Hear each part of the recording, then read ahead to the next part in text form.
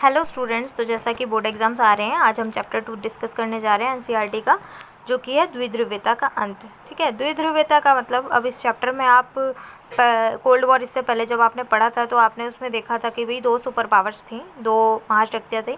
अब इसमें एक महाशक्ति इस चैप्टर के अंदर कोलैप्स हो जाएगी। ठीक है, कोलैप्स का मतलब एक महाशक्ति जो है वो खत्म हो जाएगी, उसका डिसइंटीग्रेशन यानी कि उसका पतन हो जाएगा। ठीक है, वो आप इसमें पढ़ेंगे। सबसे पहले जो टॉपिक है वो बर्लिन दीवार है। बर्लिन दीवार कब खड़ी हुई और क्या थी? ठीक है, वो जर्मनी में खड़ी हुई थी, पूर्वी और पश्चिमी जर्मनी। 1989 में खड़ी की गई थी। इस दीवार को आम जनता ने 1989 में गिराया था। ठीक है, 61 में बनी थी ये दीवार। ठीक है, बर्लिन की दीवार पूंजीवादी दुनिया और साम्यवादी दुनिया के बीच में एक विभाजन, एक ही बंटवारे का प्रतीक। ठीक है, जो कि पूर्वी को पश्चिम से अलग करती थी। हुआ क्या था भाई, पूर्वी वाले अलग थे। पूर्वी वाले जैसे मैंने आपको बताया था ना मैप वाइज लास्ट चैप्टर में कोल्ड वॉर के अंदर की, भाई पूर्वी के अंदर कौन शामिल थे? पूर्वी गठबंधन, पश्चिमी गठबंधन। ठीक है, पूर्वी किसका था? तो पूर्वी सोवियत संघ का था। और पश्चिम की बात करेंगे तो पश्चिमी अमेरिका, यानी कि उसमें शामिल थे पश्चिम के जितने भी लोग थे, जितने भी देश पश्चिम में आते थे। 150 किलोमीटर से ज़्यादा लंबी ये दीवार थी, 28 वर्ष तक खड़ी रही। आखिरकार जनता ने इसे 89 में गिराया। कब? 9 नवंबर 1989 को।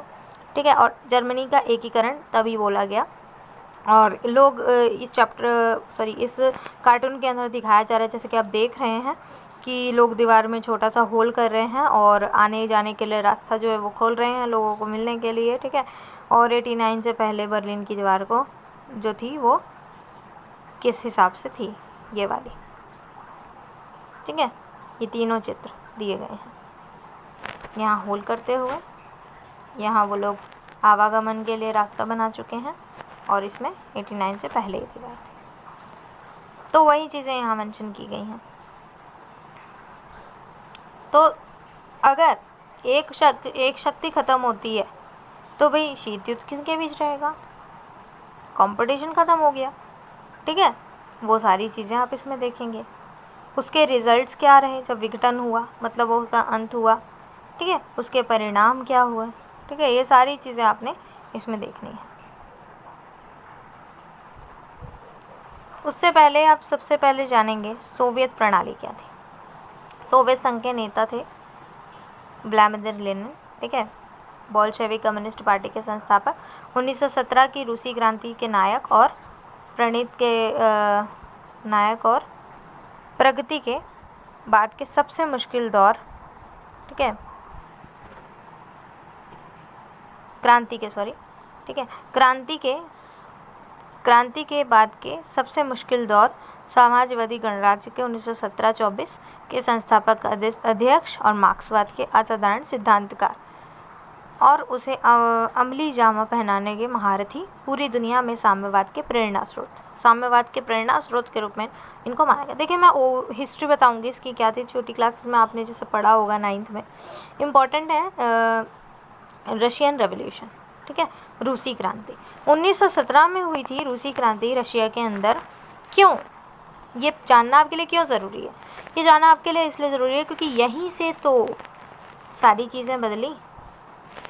ठीक है, जो सिस्टम था, सोवियत प्रणाली क्वेश्चन किया गया है, यहीं पे तो आपको पता चलेगा सोवियत प्रणाली क्या थी। ठीक है, यहीं से आप जानेंगे। तो 1917 में आपको लेकर चलती हूँ। 17 में क्या हुआ था? तो स्थिति बहुत ही खराब थी। औद्योगिकरण, आपको पता ही है कि औद्योगिकरण का समय चल रहा था। औद्योगिकरण जब था 17 में रशिया के अंदर, रूस के अंदर, तो वहाँ के जो फैक्ट्री मालिक होते थे, फैक्ट्री ओनर्स, वो अपने लेबर्स क्लास का बहुत शोषण किया करते थे। उनसे काम लिया करते थे और बदले में उन्हें कुछ नहीं दिया करते। मजदूरी के रूप में जितना काम लेते थे उतनी मजदूरी उनको प्रोवाइड नहीं किया करते थे। उनकी कंडीशंस इतनी ख़राब थी जिसके कारण वहाँ के लेबर्स बहुत ही नाखुश थे उनसे। ठीक है, उन्होंने रिवॉल्ट किया। देखिए, सडन चेंज के लिए रिवॉल्ट होता है, रेवोल्यूशन, कोई भी क्रांति का मेन उद्देश्य ही होता है कि भाई किसी के विरोध में, किसी को हटाने के लिए, तख्ता पलट करने के लिए, या कोई सिस्टम है उसे बदलने के लिए होती है। ऐसा ही यहाँ हुआ। ठीक है, तो वहाँ पे फिर बोल्शेविक और मेंशेविक 2 पार्टी उभर कर आई। बोल्शेविक के जो नेता थे वो थे व्लादिमीर लेनिन, और मेंशेविक के नेता थे वो थे केरेंस्की। बोल्शेविक्स बहुमत को फोकस करती है। बहुमत सपोर्टर्स थे, मतलब ज़्यादातर लोगों ने बोल्शेविक को सपोर्ट किया। और अगर हम मेंशेविक की बात करें तो मेंशेविक्स में अल्पमत थे, मतलब इतने लोग नहीं थे, तो इसलिए जीत किसको मिलेगी? जिसके पास मेजॉरिटी है। तो बोल्शेविक्स को जीत हासिल हुई, ठीक है। और वहीं से ये सारा सिस्टम पता लगता है आपको कि भाई किसके हैंड में आ जाएगा? लेबर क्लास के। ब्लडी संडे इसके लिए इम्पोर्टेंट टॉपिक है। ब्लडी संडे यानी कि खूनी रविवार के दिन वो लोग इकट्ठा होते हैं, लेबर्स, क्योंकि संडे होता है, संडे को लेबर्स की छुट्टी होती है, इकट्ठा होते हैं और स्ट्राइक करते हैं उसके अगेंस्ट में, ठीक है, चेंज करने के लिए। और काफ़ी लोग मारे जाते हैं, लेबर्स भी और काफ़ी लोग भी मारे जाते हैं। खूनी रविवार इसीलिए उसको बोला गया, काफ़ी संख्या में लोग मारे गए, ठीक है, इस रीज़न से। दूसरी दुनिया इसी को कहा जाता है, सोवियत संघ को, जैसे अभी मैंने लास्ट चैप्टर में कोल्ड वॉर में आपको मैंने बताया, ठीक है। तो संपत्ति समाप्त करने और समानता के सिद्धांत पर जोर देती है ये। और पार्टी की संस्था को प्राथमिक महत्व दिया गया और राजनीतिक प्रणाली की धुरी कम्युनिस्ट पार्टी जो है वो थी, ठीक है। कम्युनिस्ट पार्टी राजनीतिक दल विपक्ष की जगह नहीं थी और अर्थव्यवस्था योजनाबद्ध राज्य के नियंत्रण में थी। तो वही था सारा समाजवादी व्यवस्था, जहाँ पर किसी दूसरे के नहीं, राज्य के नियंत्रण में सारी चीज़ें हों, मतलब किसी निजी के नहीं। अगर यूएसए की बात करें तो वहाँ निजीकरण, पूंजीवाद, पूंजीपति के हाथ में, मतलब एक एकल हैंड में, ठीक है। द्वितीय विश्व युद्ध के बाद पूर्वी यूरोप देश सोवियत संघ के अंकुश में आ गया और फांसीवादी ताकतों के चंगुल से मुक्त कराया। सभी देशों को सामाजिक व्यवस्था में सोवियत संघ समाजवादी प्रणाली के तर्ज पर ढाला गया और इसी को दूसरी दुनिया कहा गया, जैसे मैंने आपको पहले बताया। दूसरे विश्व युद्ध के बाद सोवियत संघ महाशक्ति के रूप में उभर जाता है, ठीक है। अमेरिका को छोड़ देते कि हर चीज़, सारी चीज़, इसकी अर्थव्यवस्था बहुत विकसित थी, संचार प्रणाली बहुत उन्नत थी, ऊर्जा संसाधन, खनिज तेल, किसी चीज़ की यहाँ कमी नहीं थी, ठीक है। दूर दराज का आवागमन था, लोगों का आना जाना था, ठीक है। पिन से लेकर कार तक हर चीज़ वहाँ प्रोडक्ट की जाती थी, किसी चीज़ की कमी नहीं थी। लेकिन धीरे धीरे करके वो सारी चीज़ें बदलती चली गई, धीरे धीरे सारी चीज़ें चेंज हुई, ठीक है। वहाँ के लोगों को वहाँ की सरकार हर चीज़ मुहैया कराया करती थी, स्वास्थ्य सुविधाएं, शिक्षा, बच्चों की देखभाल, लोक कल्याण, ठीक है, एवरीथिंग वो उनको दिया करती थी। मिल्कियत का प्रभुत्व जो था वो सारा का सारा स्वामित्व किसी एकल के हाथ में नहीं, राज्य के स्वामित्व में था। ये सारी चीज़ें क्या हैं? सोवियत प्रणाली, ठीक है। लेकिन हुआ क्या? सिस्टम बिगड़ता चला गया। कैसे? किसको देखकर? क्यों बिगड़ा? भाई यूएसए एज अ कॉम्पिटिटर, ये भी कॉम्पिटिटर है उसका, तो ये भी करेगा ना कि भाई मैं क्यों अपने लोगों पर इतना खर्चा कर रहा हूँ, मुझे तो अपने ऊपर अपना सोचना चाहिए। फिर इसके अंदर भी वो लालच की स्थिति आ गई थी कि लालच की भावना आ गई, तो उसने क्या किया? एक नौकरशाही का शिकंजा जो था वो आने लगा, उसके ऊपर जकड़ने लगा और वो सत्तावादी होती चली गई। ये चीज़ें वहाँ के लोग चुटकुलों और कार्टूनों के माध्यम से वहाँ कर रहे थे, प्रोटेस्ट कर रहे थे, ठीक है। कम्युनिस्ट पार्टी का शासन रहा एक दल सोवियत संघ में काफ़ी समय तक, ठीक है। और जनता के प्रति कोई जवाबदेही नहीं थी, ठीक है, जिसके कारण अब जनता क्या करेगी? देखिए 15, आपको पहले भी पता है, मैंने बताया था 15 गणराज्य थे, उनको मिलाकर सोवियत संघ का निर्माण किया गया। अभी टूट का शिकार हुए ना भाई, नहीं मान रहे, ठीक है। अब जनता का कुछ नहीं मानेंगे, जनता को आंसरिंग नहीं करेंगे तो क्या होगा? नहीं रहेगी उनकी पार्टी, उनका विघटन होना तय था, ठीक है, पतन होना तय था। तो ऐसा ही हुआ। हथियारों की होड़ में सोवियत संघ ने समय समय पर अमेरिका को बराबर की टक्कर दी, उसको भारी कीमत चुकानी पड़ी। उसके बाद इन सब चीज़ों से, मतलब जो पैसा वो अपने लोगों पर लगा रहा था, वो सारा पैसा वो कंपटीशन में लगाना शुरू कर दिया, ठीक है, हथियारों पर लगाने लगा, ठीक है। तो जिसके कारण उसको ही हर्जाना भुगतना पड़ा। वहाँ के लोगों ने अपना वहाँ का सपोर्ट जो है उनको दे रहे थे वो ले लिया, वापस छीन लिया। वो सारी चीज़ें यहाँ मेंशन है, ठीक है। तो खाद्यान्न का आयात करना साल दर साल बढ़ता चला गया। 70 के दशक में अंतिम में लड़खड़ा गई उसकी व्यवस्था, एक तरह ठहर सी गई अंततः एक समय ऐसा। इन चीज़ों से निपटने के लिए वहाँ के लीडर थे जिनका नाम था Mikhail Gorbachev. Mikhail Gorbachev Soviet संघ के नेता थे, कम्युनिस्ट पार्टी के महासचिव बनते हैं। तो उन्होंने क्या किया? वो 2 नीतियाँ लेकर आए, पेरेस्ट्रोइका और ग्लासनोस्त। पेरेस्ट्रोइका यानी पुनर्रचना और ग्लासनोस्त यानी खुलेपन की नीति। लेकिन जनता उससे सेटिस्फाइड नहीं हुई, क्योंकि जनता की आकांक्षाएं बढ़ गई थी और जनता बहुत ही आक्रोश में थी, गुस्से में थी। वो नहीं चाहती थी कि भाई अब कुछ मतलब अब उन्हें नहीं लगता था अब कुछ होने वाला है, तो उन्होंने वो इनसे नाखुश हुई और उन्होंने पूरी तरह से इसके हटाने की बात की, तख्ता पलट की बात की। 1991 में तख्ता पलट भी हुआ, ठीक है। तो ये सारी चीज़ें हुई। ये लेलित सिंह के नेतृत्व में फिर जो गणराज्य थे उसकी जो पावर है वो किसको दे दी गई, रूस को सौंप दी गई, ठीक है। बेलारूस और यूक्रेन, ये सोवियत संघ की समाप्ति की घोषणा इन्होंने मिलकर कर दी। जोसेफ स्टालिन के बारे में आता है, ये कौन थे, ठीक है। स्टालिन कौन थे, तो लेनिन के उत्तराधिकारी, सोवियत संघ के मजबूत बनने के दौर में नेतृत्व किया था, औद्योगिकरण का बढ़ावा और तेजी से खेती को बलपूर्वक समूहीकरण, ठीक है, विश्व युद्ध में जीत और 1930 के दशक में भयानक आतंक पार्टी के अंदर हुआ विरोधियों को। देखिए इसके अंदर ही इतना खराब सिस्टम था ना सोवियत संघ में कि उनके आपस में नहीं बना करती थी। ये भी कहीं ना कहीं रीज़न था, आपसी रवैया ऐसा था लोगों का कि वो नहीं चला पाए चीज़ों को सिस्टमेटिकली।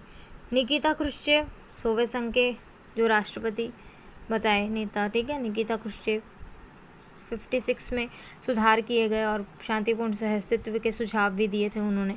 क्यूबा मिसाइल संकट में शामिल, जो मैंने आपको बताया था, चैप्टर 1 पढ़ाया था, ठीक है। पीछे के वीडियोस ज़रूर देख लीजिएगा, ठीक है। पीछे के वीडियो लेक्चर्स देखेंगे तो आपको ये सारी चीज़ें अच्छे से और बेहतर तरीके से आप समझेंगे और एक्सप्लेन कर सकेंगे। सोवियत संघ का विघटन क्यों हुआ, ये नया टॉपिक आता है, ठीक है। ये इतना इम्पोर्टेंट नहीं है, देख लीजिएगा। सोवियत संघ का विघटन, वही जो सारी चीज़ें मैंने आपको अभी बताई क्या जिम्मेदार रही कि भाई सोवियत संघ में संस्थाएं अंदरूनी कमज़ोरी थी, वहाँ के लोगों में नहीं बनती थी, ठीक है। और जो उसने पहले वो लोगों पे खर्च करता था, अब वो खुद के लिए सोचने लगा, नौकरशाही का शिकंजा कसता चला गया, ठीक है। परमाणु हथियार में शामिल हो गया, हथियार के जो कंपटीशन है उसमें शामिल हो गया, ठीक है। ये सारी चीज़ें उसका रिजल्ट रही। राजनीतिक गतिरोध उत्पन्न हुए, कम्युनिस्ट पार्टी का 70 सालों तक शासन, ठीक है। तो कौन चाहेगा ऐसे सरकार को रखना, ठीक है। तो तख्ता पलट हो गया इसका, इससे भी खुश नहीं रही। मिखाइल गोरबाचेव के आर्थिक सुधारों से भी खुश नहीं रही वहाँ की जनता, ठीक है। वो सारी चीज़ें यहाँ मेंशन्ड हैं।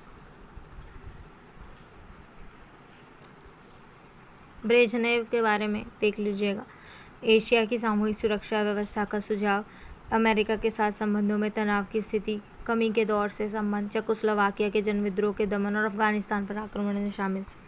नेक्स्ट चलिए, ये टाइमलाइन दी है, ये मिखाइल गोरबाचेव जरूर से देख लीजिएगा, ठीक है।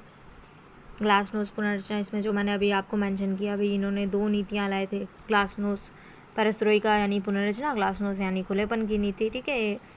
ये सारी चीज़ें मैंने आपको बता दी हैं। विघटन की परिणतियाँ क्या रही, विघटन का रिजल्ट क्या रहा, ठीक है। तो क्या रिजल्ट आया, तो विघटन से एक तो सबसे पहले जो दूसरी दुनिया है वो तो पतन हो गया, अब कंपटीशन नहीं रहा, शीत युद्ध का अंत हुआ। दूसरी चीज़, राजनीतिक शक्ति संबंध बदल गए। अब शीत युद्ध के समय दो संभावनाएं, पहले तो 2 संभावनाएं थी, ये तो बची हुई महाशक्तियों का दबदबा रहेगा या तो एक ध्रुवीय बनेगा देश, ठीक है।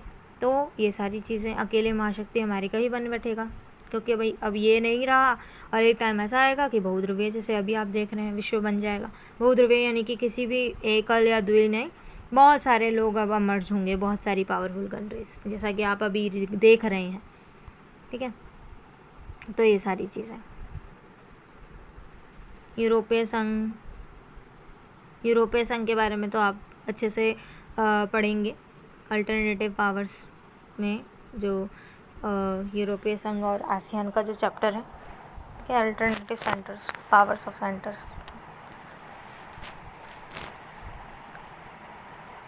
अमेरिका शासन के बाद शॉक थेरेपी, इंपॉर्टेंट टॉपिक ये है, शॉक थेरेपी। शॉक थेरेपी क्या थी, शॉक थेरेपी का अर्थ होता है आघात पहुंचाकर उपचार करना, ठीक है। पहले तो एक चोट दे देना, उसके बाद उसका मरहम लगाना, वो वाला काम। देखिए हुआ क्या था, तो साम्यवाद के पतन के बाद पूर्व सोवियत संघ गणराज्य एक सत्तावादी सामाजिक व्यवस्था से अब पूंजीवादी व्यवस्था तक का एक संक्रमण काल, कष्टप्रद संघ। अब एक बात बताइए आपको, कोई चीज़ जैसे आप कहीं रह रहे हैं, आपको कहा जाए यहाँ नहीं, अब कहीं और रहना है आपको, वहाँ के क्लाइमेटिक कंडीशन अलग है, ठीक है, या अंटार्कटिका बता दूँ, या किसी भी ऐसी जगह जहाँ आपके लिए रहना सुटेबल ना हो, तो आपको भी प्रॉब्लम्स होंगी। सेम वैसा ही यहाँ कंडीशन थी, ठीक है। अब उनके पास सिर्फ एक ही ऑप्शन रहा, पूंजीवाद, ठीक है। अब वो साम्यवाद से पूंजीवाद की ओर अब उन्हें अपनाना पड़ेगा सारी चीज़ें, तो कितना मुश्किल होगा ये सिचुएशन। वही सारी चीज़ें यहाँ मेंशन की गई हैं शॉक थेरेपी के अंदर, ठीक है। फिर इसके रिजल्ट देखेंगे। तो जैसे अभी मैंने आपको बताया, आघात पहुंचाकर उपचार करना, ठीक है। रूस, मध्य एशिया के गणराज्य और पूर्वी यूरोप के देशों में पूंजीवाद की ओर संक्रमण का एक खास मॉडल अपनाया था। विश्व बैंक और अंतर्राष्ट्रीय मुद्रा कोष, इनके द्वारा संचालित थी ये शॉक थेरेपी। ये आता है क्वेश्चन, ठीक है। और शॉक थेरेपी की गति गहनता अलग अलग रही और दिशा में चरित्र बड़ी सीमा तक एक जैसे थे। हर देश पूंजीवादी अर्थव्यवस्था की ओर पूरी तरह से मुड़ना था। अब सबने पूंजीवाद की साइड जाना था। तो सोवियत संघ के दौर हर संचालन में पूरी तरह से निजात पाना। शॉक थेरेपी की सबसे पहले जरूरी जो कि मान्यता थी, वो मिल्कियत का प्रभावी रूप से निजी स्वामित्व होना, यानी कि अब सारी व्यवस्था एक हैंड में चली जाएगी, मतलब सब प्राइवेटाइजेशन होने वाला है। तो जो भी सामूहिक चीज़ें थी, जैसे सामूहिक फार्म की बात करें तो वो अब निजी फार्म हो जाएंगे, ठीक है। तो उसके बहुत ही गहरे प्रभाव पड़े यहाँ, ठीक है। तो उसकी अर्थव्यवस्था पूरी तरह से बर्बाद हो गई, ठीक है। मुक्त व्यापार जो है, इसको पूर्ण रूप से अपनाना ज़रूरी माना गया, क्योंकि वहाँ मुक्त व्यापार को बढ़ावा दिया जाता है। मुद्राओं की आपसी परिवर्तनशीलता मुक्त व्यापार की नीति को महत्वपूर्ण माना गया। और अंततः इस संक्रमण में पूरे खेमे के देशों के बीच मौजूद व्यापारिक गठबंधन, इनको ख़त्म कर दिया गया। और खेमे में प्रत्येक देश एक दूसरे से जोड़ने की जगह सीधे पश्चिम मुल्कों से जोड़ा गया। धीरे धीरे इन देशों को पश्चिम अर्थतंत्र में समाहित कर लिया गया और पश्चिम दुनिया है ना, सारी चीज़ें अब वेस्टर्नाइज होने लगी। जो चीज़ें वहाँ जो सिस्टम था वो उनकी तरह होने लगा, कोई ऑप्शन नहीं रहा। और शॉक थेरेपी के रिजल्ट्स क्या रहे, तो रिजल्ट्स आते हैं एग्जाम में, बहुत अच्छी तरीके से देख लीजिए गए हैं। शॉक थेरेपी, पूरे देश की अर्थव्यवस्था तहस नहस हो गई, जैसे मैंने आपको अभी बताया। जनता को बर्बादी की मार झेलनी पड़ी। रूस में पूरा का पूरा जो भी राज्य नियंत्रित औद्योगिक ढांचा था वो चरमरा गया। 90% उद्योगों को निजी हाथों की कंपनियों को बेचा गया। और आर्थिक ढांचे का पुनर्निर्माण चूंकि सरकार निर्देशित औद्योगिक नीति के बजाय बाजार की ताक से कर रही थी, तो इसलिए कदम सभी उद्योग मटियामेट करने वाला साबित हुआ और इतिहास की सबसे बड़ी गैराज सेल इसको कहा गया, ठीक है। क्योंकि महत्वपूर्ण उद्योगों की जो कीमत है वो कम से कम करके आंकी गई और औने पौने दामों में सारी चीज़ें बेचनी पड़ी। कोई ऑप्शन नहीं है, क्या करेंगे, ठीक है। तो महाबिक्री में भाग लेने के लिए सभी नागरिकों को अधिकतर अधिकार, एक सेकंड,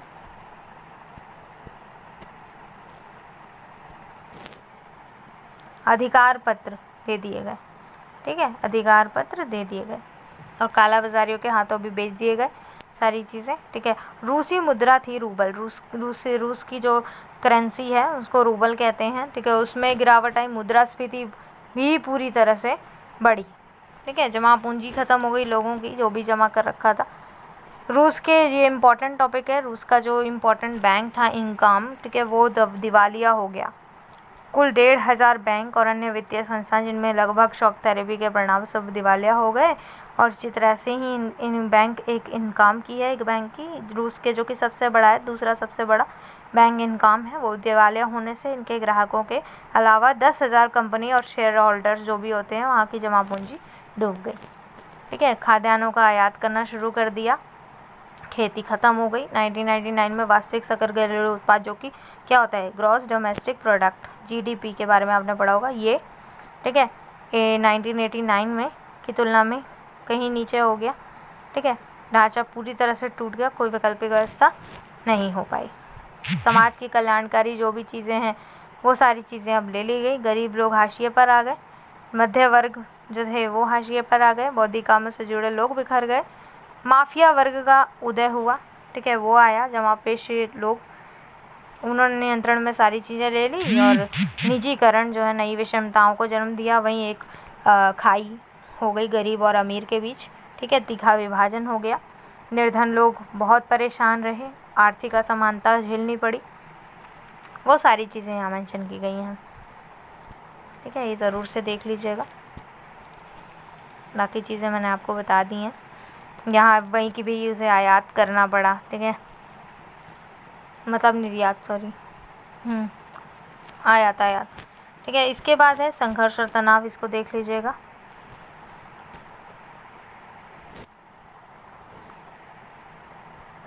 क्या क्या चीज़ें आने जाना, ठीक है, वो सारी चीज़ें हैं इसमें। और यहाँ उज़्बेकिस्तान में हिंदुस्तानी फिल्मों की धूम के बारे में बताया गया है। सोवियत संघ में देखी जाती हैं। भारत और सोवियत संघ में बताया गया वे रिलेशंस कितने सही थे हर स्थिति से, चाहे आर्थिक, राजनीतिक, सैन्य, संस्कृति के रूप में देखें, सभी अच्छे चल रहे थे, अच्छे माने जाते हैं। ठीक है, सारे अच्छे। हमारे हिंदी फिल्मों के नायकों को, जैसे कि राज कपूर साहब, अमिताभ बच्चन, ठीक है, उनको रशिया में घर घर जाना जाता है, देखा जाता है। वहाँ यहाँ के फिल्मों को बड़ी दिलचस्पी के साथ वहाँ के लोगों के मुंह से सुना जाता है, जानते हैं वहाँ लोग। बाकी ये रीड आउट कर लीजिएगा। फिर क्वेश्चन आंसर है, क्वेश्चन आंसर देख लीजिएगा।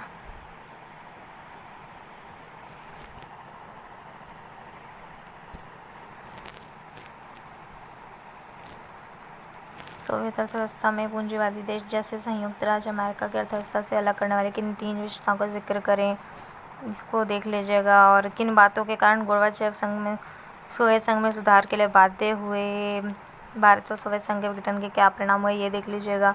शॉक थेरेपी इंपॉर्टेंट है। ठीक है, दूसरी दुनिया के विघटन के बाद विदेश नीति बदलनी चाहिए, करने पर ज़्यादा ध्यान देना चाहिए।